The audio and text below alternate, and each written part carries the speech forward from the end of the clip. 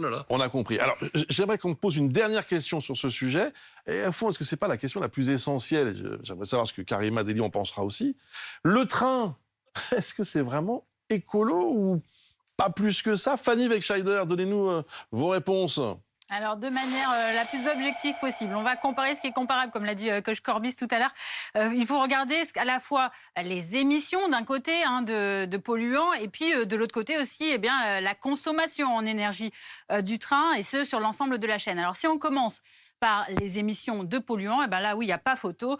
Le train est une bonne option puisqu'il émet en moyenne 30% en moins de gaz à effet de serre qu'un voyage seul en voiture, moins 50% si c'est un TGV. On est même à moins 80% par rapport à l'avion, si on voyage en TGV, d'émissions de gaz à effet de serre.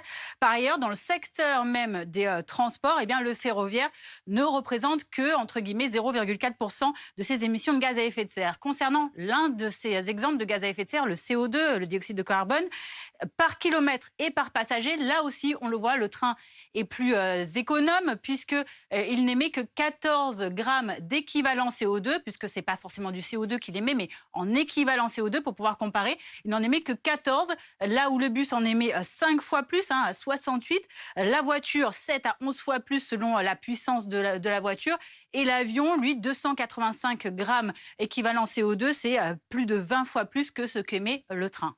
Malgré tout, la SNCF reste le premier consommateur d'électricité en France. Oui, si on considère en effet l'ensemble de la chaîne, c'est ce que je vous disais tout à l'heure en introduction, c'est-à-dire la construction des infrastructures ferroviaires, la construction des rames, leur entretien, leur remplacement, la fin de vie également. Oui, le train est très énergivore. Le train, c'est donc le premier consommateur d'électricité en France, mais c'est aussi un très gros consommateur d'énergie fossile. Parce que quand on parle de faibles émissions de gaz à effet de serre tout à l'heure, on l'a vu avec ces chiffres, ça concerne principalement tout de même le TGV.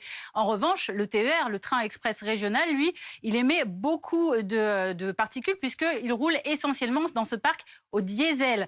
Et raison pour laquelle la SNCF aujourd'hui travaille elle-même à améliorer ses performances. Son objectif à l'horizon 2050, c'est d'atteindre le zéro émission directe de carbone. Pour ça, elle commence déjà à travailler à remplacer les TER donc au diesel par des TER à hydrogène, à développer le TER au biocarburant ou encore hybride, à mettre en place également une 4e génération de TGV, c'est le TGV M qui sera 97% recyclable, ou encore à développer par exemple beaucoup plus le fret ferroviaire.